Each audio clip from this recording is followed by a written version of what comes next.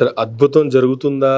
జరిగి మరొకసారి జగన్మోహన్ రెడ్డి గారు అధికారంలోకి వస్తారా? లేదు అద్భుతం ఆగిపోయింది, జగన్మోహన్ రెడ్డి గారు మరలా అధికారంలోకి రాలేదు, అద్భుతం జరగకుండా నేను అన్నాను ఎన్ని వ్యతిరేకతలు. కూటమి అధికారంలోకి వస్తే మరొకసారి చంద్రబాబు నాయుడు గారు సీఎంగా ఉంటారని పక్కన పెడితే, టీడీపీ గెలుస్తుంది అనేటువంటిది చంద్రబాబు నాయుడు గారు ఎక్కడ చెప్పట్లా. ఎన్డీఏ కూటమి గెలుస్తుంది అంటున్నారు. ఎందుకంటే టీడీపీ గెలుస్తుంది అనేటువంటిది ఎందుకు వాళ్ళలేకపోతున్నారు? ఎన్డీఏ కూటమిలో భాగంగా ఉన్నా కూడా ఎన్డీఏకి ఇచ్చింది 11 ఎమ్మెల్యే సీట్లు, 21 జనసేనకి ఇచ్చారు. మిగతా మేజర్ షేరింగ్ అంతా వీళ్ళ దగ్గర ఉంది కదా, 10 సీట్లు. అలా ఒకటే చూడకూడదండి. ఉత్తర భారతీయ జనతా పార్టీకి బానిస పార్టీలుగా మారిపోయిన ఆంధ్రప్రదేశ్లో రాజకీయ వ్యవస్థను చూసి అసహ్యం కలుగుతుంది. నిజంగా చెప్తున్నాను.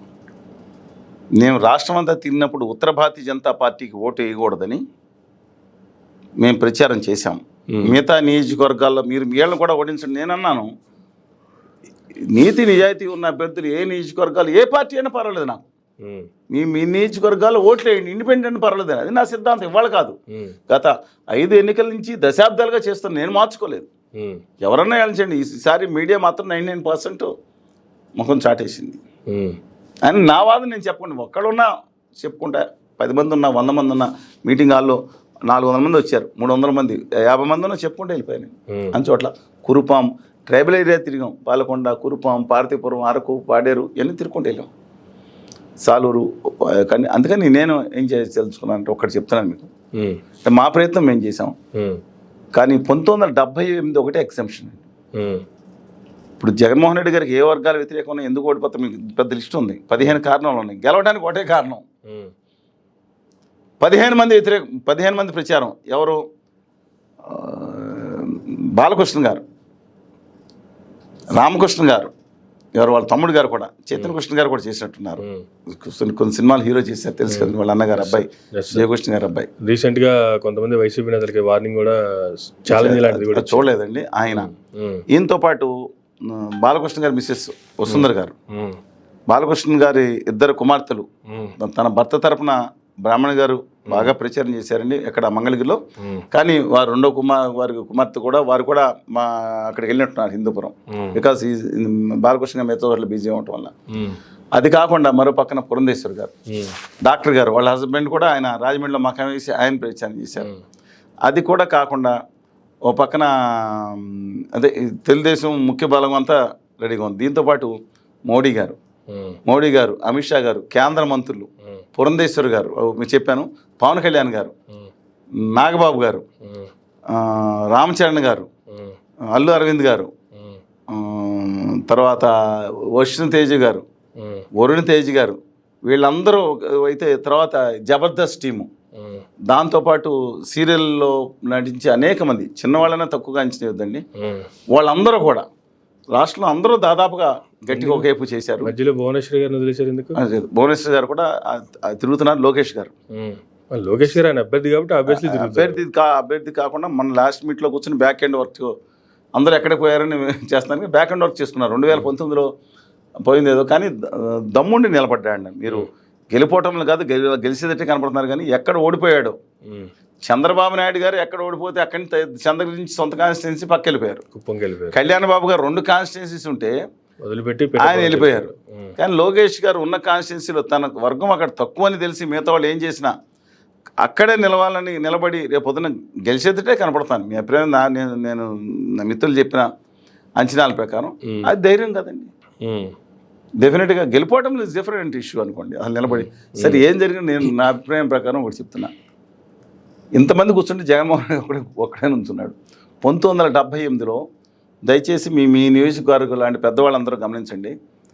ఉదాహరణకు పాలకొల్లు నియోజకవర్గంలో మేము ఉన్నాం, నేను యాక్టివ్గానే ఉన్నాను.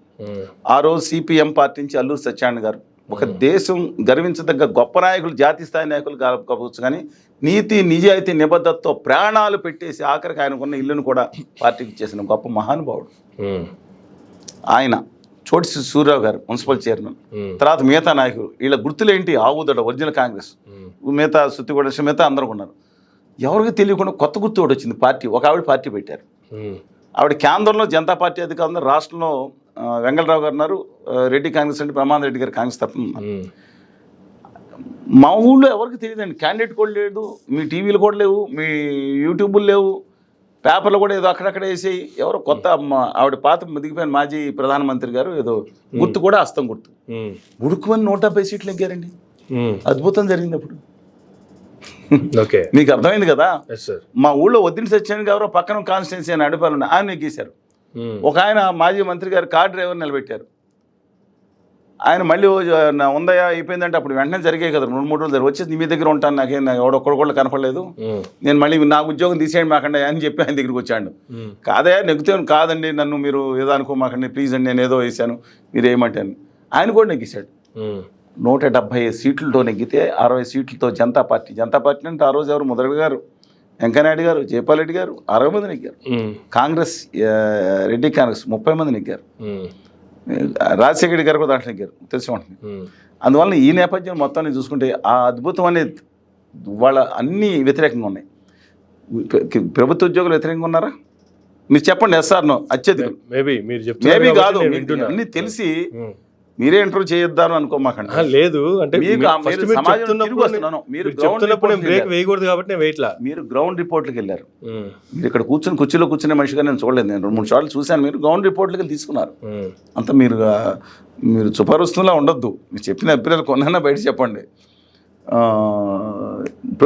చిన్నపిల్లాడిని అడిగి చెప్తారండి ప్రభుత్వోద్యోగులు వ్యతిరేకంగా ఉన్నారండి. మీరు అంగన్వాడీ వర్కర్స్ వ్యతిరేకంగా ఉన్నారు కదా. ఓకే. దాంతోపాటు భవన నిర్మాణ కార్మికులు వీళ్ళందరూ డిఫరెంట్ సెక్షన్స్ అండి. అలాగే వర్గాల వారి వ్యతిరేకంగా ఉన్నారు.